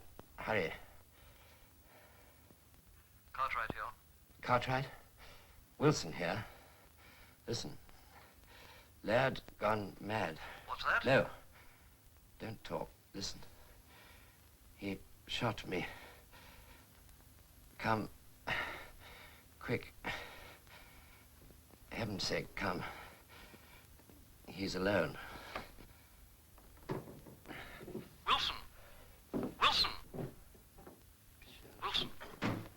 Wilson! Wilson! We've had your planet under close observation for many years. Flying saucers? That's what you have chosen to call our spacecraft. We've also been monitoring your radio. That's how I come to speak passable English. But you're like us. Is that so very surprising, Miss Forsyth? There are many planets with the same physical conditions as here on Earth, and on them life has gone through the same evolutionary processes. Where is this Planet X? If I were to tell you, you would neither understand nor believe me. Time and space are still the great mysteries to you. Why have you come to pay us this visit? Because of your experiments in magnetism. You brought down one of our spacecraft on the night of your experiment. Our craft used the planetary lines of magnetic attraction as their means of propulsion. That's why we were so concerned with your experiments. Alarmed, I might say. We had to act in what you would call enlightened self-interest. Is that the only reason that you came? No. We've never interfered with your development before, but this time your entire planet was in danger. It still is if you continue with your experiments. You mean we might reverse the Earth's polarity, tilt the Earth on its axis? Yes, I do. It has happened before, but then the force was extraterrestrial. I thought you said there was no further danger from these insects. That is correct. We were able to calculate the center of disturbance and the points of maximum intensity. This, I assure you, is the only place on land to be affected by cosmic ray bombardment. On land? There were some areas in the sea. There, life will have been spontaneously created, microscopically, just as it was millions of years ago, before there was an ionosphere to protect you. You've had a very narrow escape, Mr. Graham. Well? Message from Brigadier Cartwright, sir. Will you and Mr. Graham come down to Dr. Laird's house immediately? What's happened? It's Mr. Wilson, sir. He's been shot. Gerald, shot. Is he... We're afraid he's dead.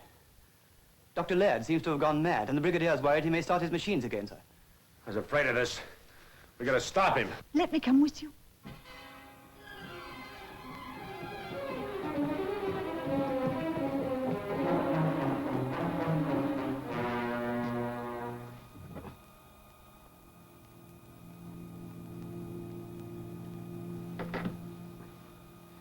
Just like I thought. Locked and bolted. We could break it down, I suppose. Well, we might, but it'd be a tough job to take ours. Oh, that will be enough to set him off.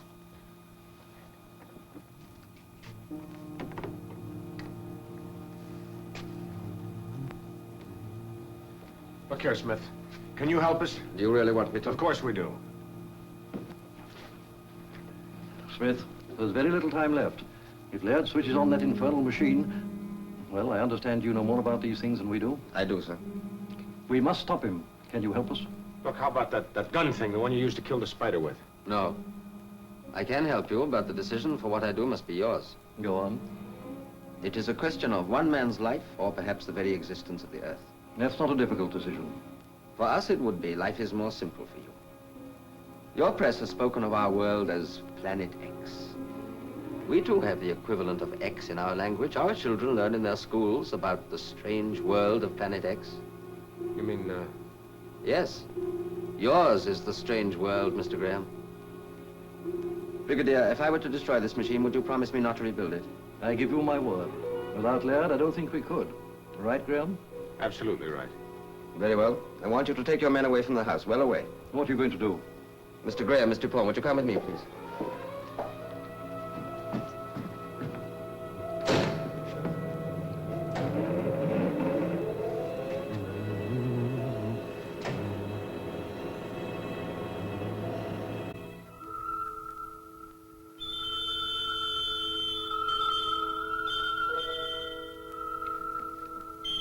Now we must wait.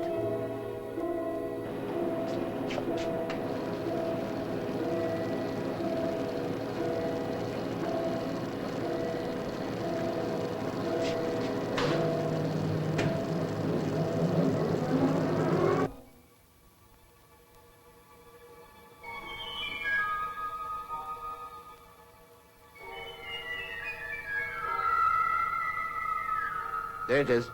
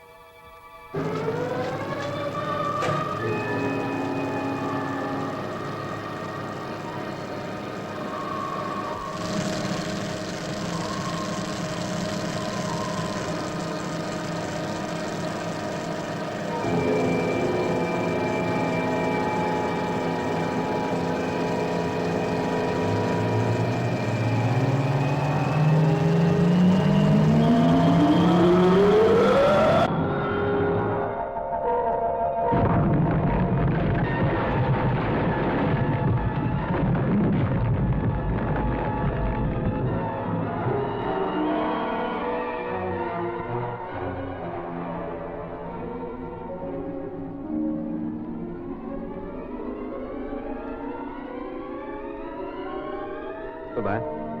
Will you come back? Who knows?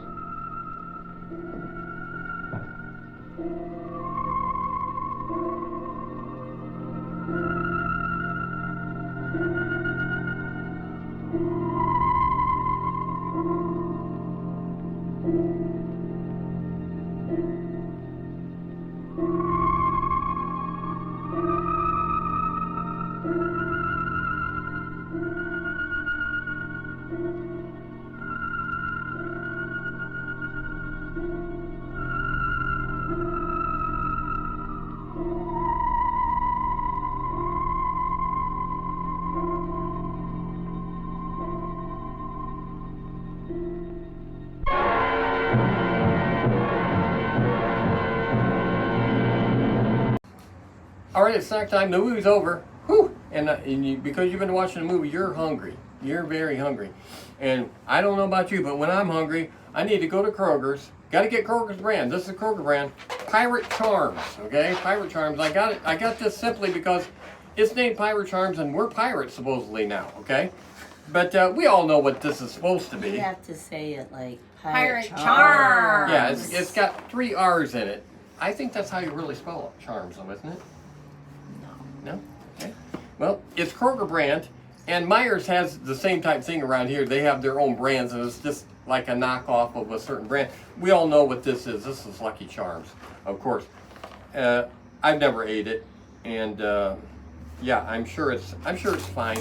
But I don't know about you, but I have tasted some off-brand cereals that look like they would be exactly like, you know, like Cheerios, for example, and they're not. They're not. You can tell the difference. And, you know, I get it, but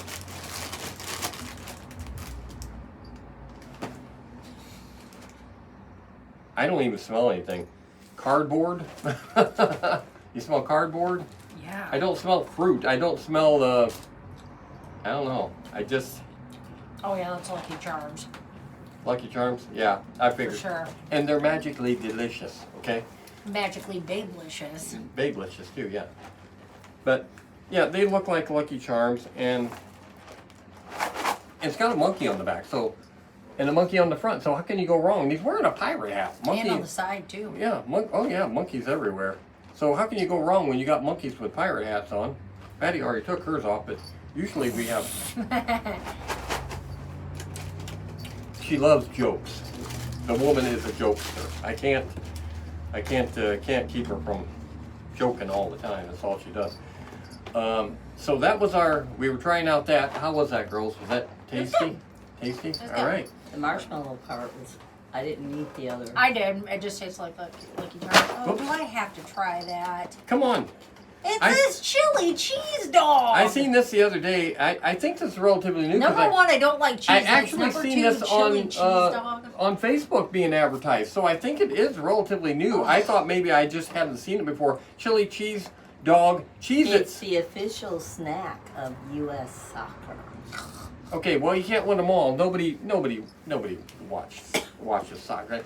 Yeah, I mean, and compared to football, they were doing the statistics compared to football that was being watched, and compared to, it was like I would say a fifth of the audience. Still a lot of people, but nothing compared to football. We are a football country, okay? We're not a soccer country. It was funny when we were at the baby shower yesterday. A lot of his friends were like asking where we lived. You know, we said Mishawaka, and them trying to pronounce Mishawaka was really funny because they were like, Misha what?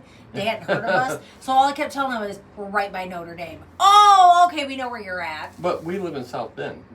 Huh? You guys live in South Bend. Oh yeah, I do not. Yeah, you like you across the street is Mishawaka, Yeah. literally. But yeah, I literally had to tell people Notre Dame because they Yes, did. everybody knows Notre Dame. We live in South Bend, which Notre Dame. Which we tell people we don't like Notre Dame, but that's where we're at.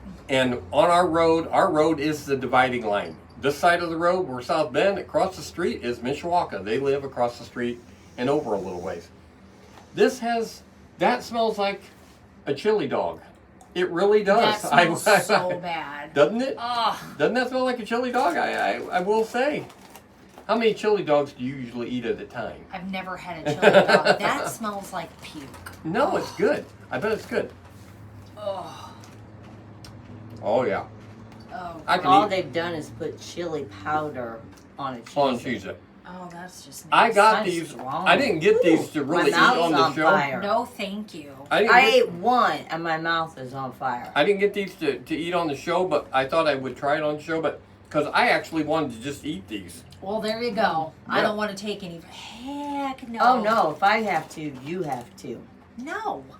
If she won't, it'll be hot. She won't. Yeah, look at you! No, I'm not that stupid. No, it's Forget good, it. guys. It's good. Ugh, Jessica, go ahead too and. hot. I know there was a time in your life, Jessica, you wouldn't eat Cheez-Its, but I don't like Cheez-Its either, and that smells terrible. if you can handle a little, and it's a little warm. It's not. You're not gonna go. Oh my Stop God. Spicy. I don't like spicy stuff. Mm-mm. Mm-mm. See, and you don't have a beverage. I like for my it. women spicy. I but do, but I'm not. That was a joke. She's not spicy. Okay. That's white bread right there, Yeah, folks. it used to be. Yeah. And when she toasts them, it still turns out like warm. Him and white I bread. do not like, her and I do not like, we like our toast lightly toasted. You burn it. When I put toast in the toaster, it comes out like toast. No, it's burnt. Their bread is just warm. Either way, it's not burnt. Yeah, yeah. We can make it however Yeah. we want. Yeah, I don't so- like you making me toast. You burn it. No, me and the dog, we like toast. Yeah. Otherwise, I'll just hold a little candle or something underneath it, like that. Okay, it's done. Fine with me. All right, so you watched the whole movie. We ate our snack. That's the problem. See, I try to get weird snacks sometimes, and I can't get too weird That snacks smelled terrible. because Deza will not eat virtually anything. That smelled Even terrible. though I guess some rules are bent a little sometimes when we aren't at home. And when we're in Michigan, sometimes we can eat a peanut butter cookie, and then we just have to eat Oh my gosh! I took a bite of a cookie and I thought it was chocolate chip and it had peanut butter in it, and I looked at Mason and I went, I gotta swallow this really, really fast, and I just swallowed it without even finished chewing it because we were like in front, and I was like, I can't just turn around and spit out the cookie. They would have thought I was saying your food is crap. it.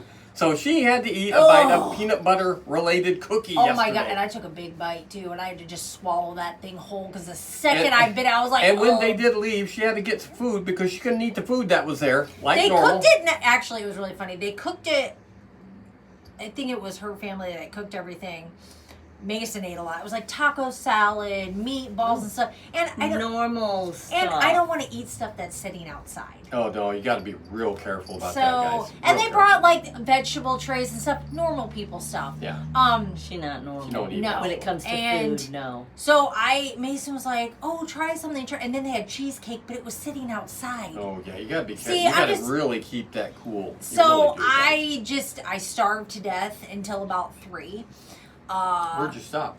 McDonald's. I should have. Here's the thing. I should have ate before I went You because I should've. didn't You know. should have. Yeah, you should I have. didn't know. Usually, with almost so many events in our life, we've had to get her food beforehand Yeah. so she could eat because she knew she couldn't eat there. Whatever the event was. Well, I was she hoping couldn't they eat. were going to have cake. They didn't have cake. Mm. You know, so I was leaning on, I can eat cake. You don't to really get like cheesecake anyway, do you? I don't eat cheesecake. Yeah, I and was I gonna say. tried cheesecake and I don't. They No, got it that's at a not- store. it's not for Like everybody. nobody made it. They got it at a store Yeah, I and like everything. cherry But cheesecake myself. I just You? and then they had fruit, but again, it was sitting outside. Yeah, and I'm yeah. very. You got to be really careful. And yesterday it was warmer. It was. And I mean, It they was. were keeping stuff like covered and stuff, but it just, you know me, I'm too anal And about I am that too. stuff. I so got I to be was so like, careful with food. I was like, forget it, I'll just eat on the way. So that's what I did. And we were like one of the last ones to leave because Mason and all his guy friends are all huggers. Like, that's like a thing that family does. Brothers don't shake hands, brothers gotta hug. Like, everybody, I don't know how many people I hugged yesterday. Yes! Yeah, everybody hugs. The men, the women, they're all huggers. So I'm standing there, like we were one of the last people to leave because everybody was going in circles, just hugging. I hate that, but I don't want to be rude. And remember, people, this is a talk show. We don't stick on subject of just the bad movie that people We show talk 80 about times. life. We talk about things in general, just like on the Johnny Carson show when it used to be the Johnny Carson show, which was the Tonight Show back in the day. You just talk about stuff, okay? And that's what we do. Okay, we'll let you go, and let's see. Next week's show is the Black Raven, as opposed to the other color of ravens that there are. Are there albino ravens? Yeah, I was going to say, Does it I don't exist? know of any other color of a black raven. Problem was, there was already, I think, a movie named The Raven, so they had to do something else, so they put in the word black. So, yeah. It's an okay copy. It's a little older, of course, but yeah, that's next week's movie. And yeah, so we was gonna do a Zowie yesterday. I wasn't up to being Zowie yesterday. I got to be wound, and I wasn't. We was gonna do it today. We're gonna be doing different things, so we're gonna do Zowie show tomorrow. And yeah, so we'll wrap it up, and we'll see you next week when we do the Black Raven. Is there anything else you guys want to say? Patty, do you wanna outdo us because you're talking so good today? No. Sing us a little song. Sing us a little ditty. We like little ditties. Little ditties. Okay, she practices sings a lot, you know, in the evening before she exercises. She practices a lot. She practiced on Friday, and her voice, she basically couldn't really hardly talk after she got done doing that because she shouldn't have practiced. Yeah, it really screwed up her voice then. Usually when I have no speaking voice, She can still sing, but it chopped her voice good on Friday. It really chopped it. But okay, we'll let you go. We're gonna go out and eat. We're gonna go do some miniature golf at a miniature golf place that we've never golfed at, even though it's right down the street. It's the closest one now, and it looks a little more clever, but it's not real big. So the complex is, but the miniature golf part isn't. So we're gonna miniature golf, and yeah. So we'll let you go, and next week's Black Raven, and we're missing anything? No, I don't think so. Okay, we'll let you go, and that's it for. We'll let you. She's got to practice because she's going to be the host on the Planet 48 Cinema. So go ahead. Thank you for watching Spook Show Gravy Creature Features. Yes.